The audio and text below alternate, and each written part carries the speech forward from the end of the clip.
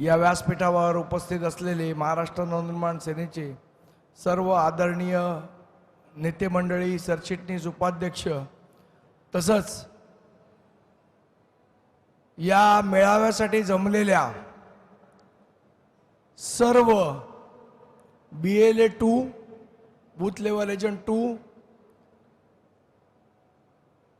महाराष्ट्र सैनिक, गटाध्यक्ष, उपशाखाध्यक्ष, माझे सर्व महाराष्ट्र नवनिर्माण सेनेचे सहकारी, आपल्या सर्वांचं या मेळाव्यामध्ये मनपूर्वक स्वागत करतो।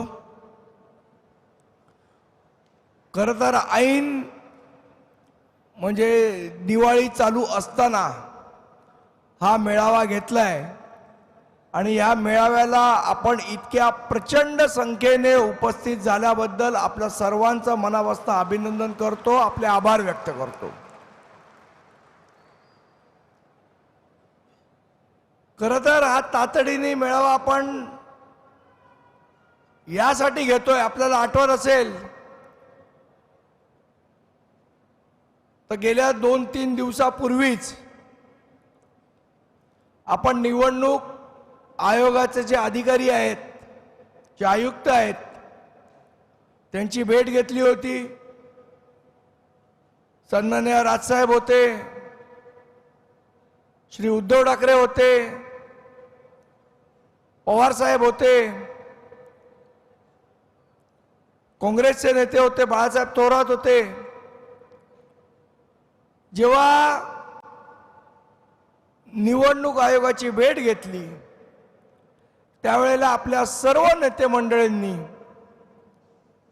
त्यांच्यावर जी प्रश्नाची सरबत्ती केली आणि त्यानंतर अधिकाऱ्यांची जी बोबडी वळली ते बघण्यासाठी आपण सगळे तिथे उपस्थित राहणं आवश्यक होतं। इतका अभ्यासपूर्ण त्या मतदार यादीची चिरफाड ही सन्मान्य राजसाहेबांनी ज्या पद्धतीने निवडणूक आयोगापुढे केली, त्यांच्या तोंडातनं शब्द फुटत नव्हता। बांधवांनो, भगिनींनो, या मतदार यादीमध्ये प्रचंड आता isakal.com आहे देशातील नंबर 1 ची मराठी न्यूज वेबसाईट। प्रत्येक अपडेटसाठी isakal.com ला नक्की भेट द्या। प्रमाणात घोळ हा निर्माण केलेला आहे, हा झालेला नाहीये, हा घोळ निर्माण केलेला आहे।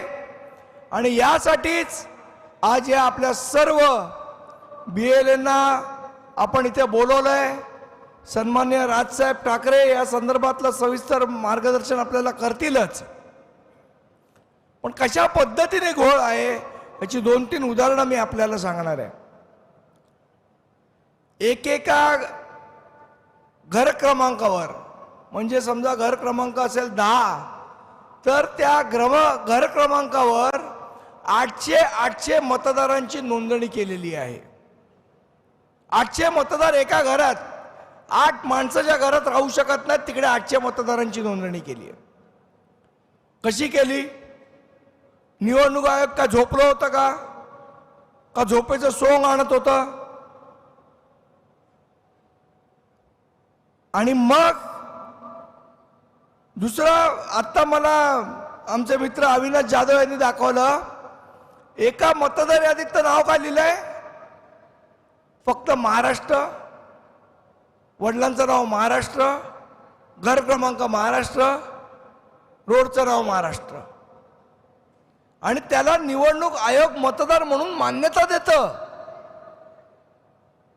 आमच्या राजूदादांच्या इथे एकाच व्यक्तीची 4 यादी विभागामध्ये नाव आहेत, एकाच व्यक्तीची, या यादी विभागामध्ये पण आहे, त्या यादी विभागामध्ये पण आहे, त्या यादी विभागामध्ये पण आहे। आणि मग जेव्हा आपल्या सर्व नेते मंडळींनी ह्या सगळ्या गोष्टी निवडणूक आयोगापुढे मांडल्या, दाखवल्या, त्यावेळेला जाग आल्यानंतर जिल्हाधिकाऱ्यांना चौकशीचे आदेश दिले। पण माझा प्रश्न आहे, निवडणूक आयोगाला नुसते चौकशीचे आदेश देऊन या गोष्टी सुधारणार आहेत का? हे आपण सुधारू शकतो का? म्हणजे ज्या गोष्टी आपण दाखवल्या त्याची चौकशी करा आणि त्याच्यावर कारवाई कराच, पण ज्या गोष्टी अजून दाखवलेल्या नाही आहेत त्या गोष्टीवर कोण कारवाई करणार आहे? त्याच्यावर तुम्ही कशा पद्धतीने कारवाई करणार आहे? आणि म्हणूनच या सगळ्या याद्या निर्दोष करण्यासाठी, याच्यातले घोळ बाहेर काढण्यासाठी आज आपण या BLA 2चा मेळावा या निस्कोमध्ये भरवलेला आहे. माझी आपल्या सगळ्या BLAंना विनंती आहे, सगळ्या गटाध्यक्षांना विनंती आहे, सगळ्या उपशाखाध्यक्षांना विनंती आहे, सगळ्या महाराष्ट्र सैनिकांना विनंती आहे की आपल्याला जागरूक राहावं लागेल, आपल्याला बघावं लागेल. त्या मतदार यादीचं वाचन आपल्या शाखेत आपल्याला करावं लागेल. कुठे दुबार मतदार आहेत, कोणाची नावं 4-4 वेळेला घेतलेली आहेत, एका घर क्रमांकावर किती मतदारांची नोंदणी केलेली आहे, या सगळ्या मतदार यादीतल्या घोळ आपल्याला शोधून काढायचे आहेत. जे सन्माननीय राजसाहेब आपल्याला 2017 पासून सांगतायत की या निवडणुकांमध्ये घोळ होतोय, आणि आता 2024ला हा घोळ बाहेर यायला सुरुवात झालेली आहे. आपल्या नेत्याचं विजन, आपल्या नेत्याची दूरदृष्टी अशी आहे की त्यांना ती गोष्ट पटकन, जी लोकांना आज 2024ला राहुल गांधींना वगैरे लक्षात आली, ती गोष्ट 2017ला सन्माननीय राजसाहेबांनी सांगितली. एवढा मोठा नेता आपल्या जवळ आहे. कोणाच्याही त्यावेळेला लक्षात आली नव्हती ती गोष्ट. सन्माननीय राजसाहेबांनी सगळ्या विरोधी पक्षांना एकत्र करून त्यावेळेला दाखवली होती. त्यावेळेला त्या पक्षाचे डोळे उघडले नाहीत, विरोधी पक्षाचे डोळे उघडले नाहीत, पण आज उघडलेत. आज तेच लोक सन्माननीय राजसाहेबांना सांगतात की होय राजसाहेब, तुम्ही बोलत होतात ते खरं होतं. आणि मग सगळे अशा पद्धतीचे घोळ निर्माण करायचे आणि निवडणुका जिंकायचा, असा डाव भारतीय जनता पक्ष, शिवसेना या पक्षांचा, म्हणजे शिंदेची शिवसेना या पक्षाचा आहे.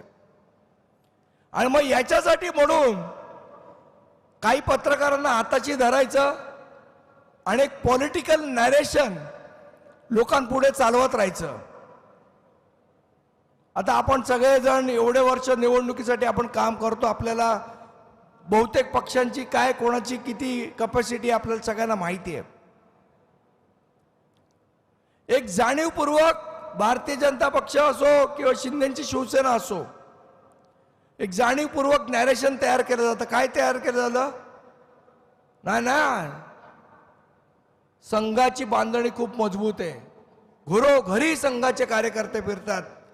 माझं इथे उपस्थित असलेल्या माझ्या सर्व महाराष्ट्र सैनिक सहकाऱ्यांना माझं विचारणं आहे की आपण लोकसभेमध्ये भारतीय जनता पक्षाचं बरोबर काम केलीत ना? यांच्याकडे यादी भागावर गटाध्यक्ष तरी होता का? मला अगदी प्रामाणिकपणे तुम्ही लोकांनी सांगावं. पन्ना प्रमुख वगैरे तर दूरची गोष्ट. महाराष्ट्र नवनिर्माण सेनेचाच कार्यकर्ता जिथे हा मतदारसंघ, या मतदारसंघामध्ये वायकर साहेबांनी सांगावं त्यांच्याकडे कार्यकर्ता तरी होता का? का त्यांचं काम महाराष्ट्र नवनिर्माण सेनेच्या महाराष्ट्र सैनिकांनी केलं आणि त्यांनी हे जाहीरपणे कबूल सुद्धा केलेलं आहे. आणि मग यांच्याकडे कार्यकर्ते नाही, त्यांच्याकडे काही नाही. मग 2-4 पत्रकारांना हाताशी धरायचं, चॅनलवर चर्चा घडवून आणायची. काय घडवून आणायची? अरे नाही, यांचं संघटन खूप मजबूत आहे. मनसेचं संघटन नाही, यांचं संघटन मजबूत आहे. भारतीय जनता पक्षामध्ये 50 प्रमुख आहेत. RSSचे लोक घरे जातात.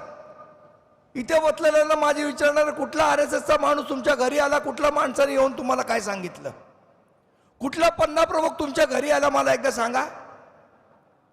पण जाणीवपूर्वक असं वातावरण निर्माण करायचं की बाबा संघटना मजबूत असल्यामुळे हे निवडणुका जिंकतात, पण प्रत्यक्षात मात्र मतदार यादीत घोळ करायचा आणि निवडणुका जिंकायचा, अशा प्रकारचं षडयंत्र हे भारतीय जनता पक्ष आणि शिवसेना गेले अनेक वर्ष राबवते. ते षडयंत्र यावेळेला आपल्याला महानगरपालिका निवडणुकीमध्ये मोडून काढायचंय, तोडून काढायचंय, उखडून टाकायचंय. यासाठी तुम्ही तयार आहात ना?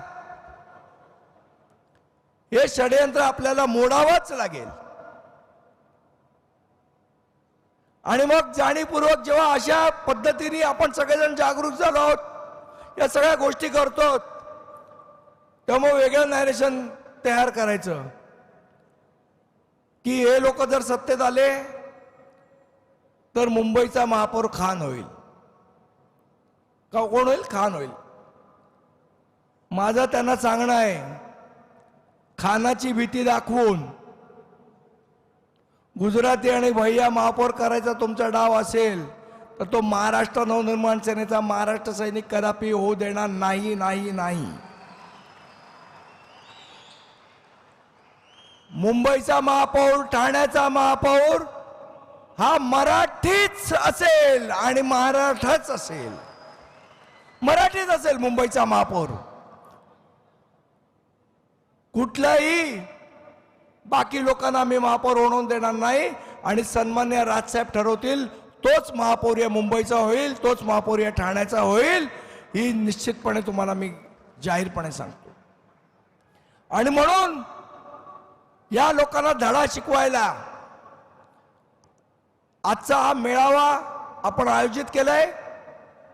अतिशय ताकदीने या लोकांना, या घोळांना, हे जे षडयंत्र आपल्या विरुद्ध रचलं जात आहे, मराठी माणसाविरोधात रचलं जात आहे, हे षडयंत्र उखडून काढण्यासाठी आजच्या मेळाव्याचं आयोजन केलेलं आहे.